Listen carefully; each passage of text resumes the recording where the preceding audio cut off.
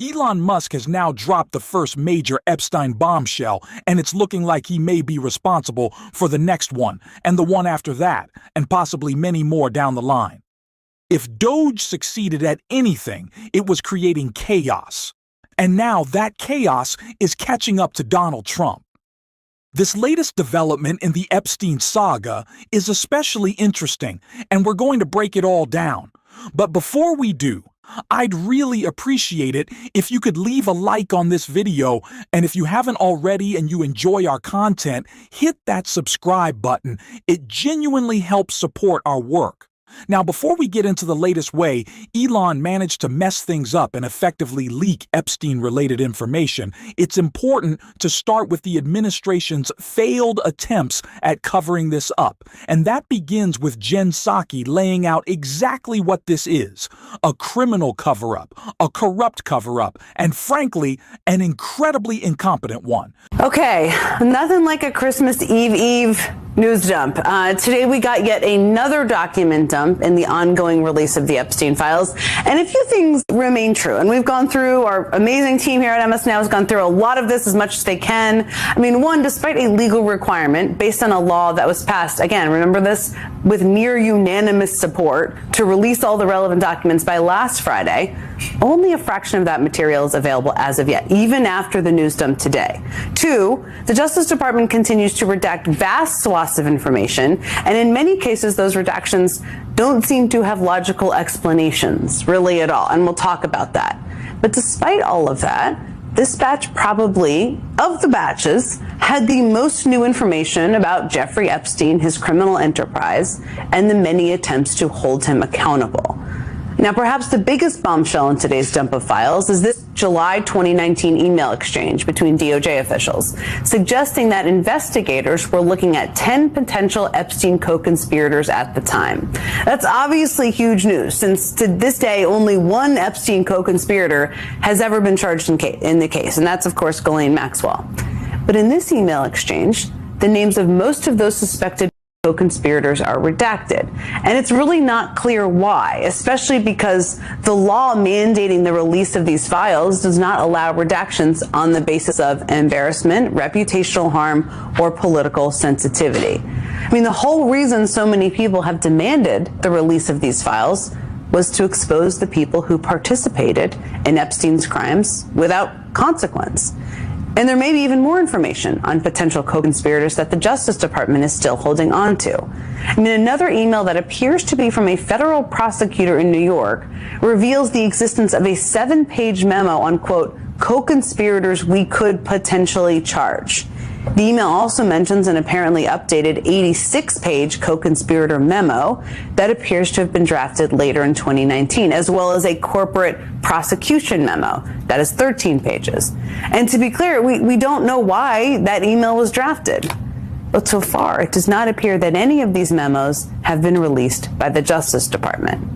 And again, exposing potential co-conspirators is a big reason that Epstein survivors have been fighting to release these files. This is not just a story about what Donald Trump did or didn't know. I mean, of course, that's important. He's the president of the United States right now. But it is about a much larger cover-up of rich, well-connected men who preyed on young women trafficked by Jeffrey Epstein. They're just so bad at this. They're just so bad at this. And it's almost as if they want to bring attention. I think it's one of those things where Donald Trump has become so consumed by his Epstein scandal that he really doesn't know what to do with himself, and he's just lashing out. Whenever his back is up against the wall, it always makes things that much worse. And as my dad always says, haste makes waste. And the DOJ is certainly moving hastily right now. Trump feels that. And it's why he put out this post about the Epstein files that a survivor responded to. And it's kind of giving away the game, in a way that Elon certainly did, as we will get into. So after Donald Trump's crazy Christmas Epstein post saying that many sleazebags like to hang out with Jeffrey Epstein and party with him, an Epstein survivor tweeted, "Every accusation is a confession. Cheers." Donald Trump is just incriminating himself on the daily, but it's not the only example of how this administration has given away information. On the first release of the Epstein files, the first, now of course, not complete release of the Epstein files that we saw earlier last week, it was clear that the DOJ didn't fully look through everything, right? There were photos of Trump. They forgot to redact his name. But it wasn't just that the blacked out documents weren't actually blacked out. And there is a reason for that relates to Elon Musk that is incredibly embarrassing for Trump in this administration and a huge bombshell on their failed cover-up. Anonymous posted, "The Epstein files on the DOJ website allow you to highlight the redacted text, copy it, and paste it into another document, which reveals what was hidden. You can also press Ctrl F and search for Trump with a space to see his name appear more than 600 times. One Twitter user, quote, tweeting Redline News, which wrote, Doge canceled a contract for Adobe Acrobat, wrote, it turns out being able to copy and paste blacked out portions of the Epstein files into a notepad to reveal that it's just color block text has a very publicly available and obvious root cause. Another Twitter row user wrote, Elon canceling the Adobe Pro subscriptions of the entire federal government, and that resulting in the entire Epstein files getting accidentally released, fully unredacted, because real redaction is a pro feature, sure sums up 2025 nicely. Great year, everyone. Good work. 11 out of 10. So somehow, Donald Trump has stumbled his way into an accidental release of the Epstein files. At this point, it's honestly unbelievable. The level of incompetence is off the charts. It almost feels intentional, like they want people to see what's happening. It's as if Trump is metaphorically setting his own mess on fire and yelling for attention while holding up a photo of himself with Epstein. It does not get more obvious than this. And I don't want to sound overly conspiratorial here, but at this stage, asking questions isn't conspiratorial at all. Too many of the questions people once dismissed have turned out to be completely valid. And yes, Donald Trump has done all of these things. But sometimes I genuinely wonder whether the constant focus on the current administration's cover-up is meant to distract us from asking deeper questions about the cover-up during Trump's first administration, and especially about Jeffrey Epstein's death. Think back to those two documents the DOJ briefly released on the 23rd and then quickly redacted. The first was that so-called letter from Epstein claiming he intended to take his own life and accusing Donald Trump as well. That letter was never actually sent, was later labeled fake, yet somehow still existed in the files. Then there was the other release, an AI-generated video from 2020 that falsely appeared to show Epstein preparing to take his own life in his prison cell. We covered it at the time and knew it was fake. But ask yourself this. What were both of those stories centered on? Epstein supposedly saying he planned to kill himself, one through a letter, the other through a fabricated video. And then they were both pulled. This is textbook Streisand effect. If you really want people not to see something, the worst thing you can do is briefly publish it and then yank it back. All it does is draw more attention. It feels like these releases were less about transparency and more about reinforcing one specific narrative, that Epstein's death should never be questioned. He said he'd do it. Here's evidence suggesting he did it. Case closed. But why should we accept that without scrutiny? Why are those questions treated as off limits? I'm not trying to spiral into conspiracy theories, but it's hard to ignore how this DOJ, while failing miserably at its cover-up, has managed to keep people from seriously interrogating what happened in that prison cell. The Epstein files aren't just about his social life in the 90s and 2000s. They're also about what happened in custody. Why did that camera fail? What about the missing minute of footage?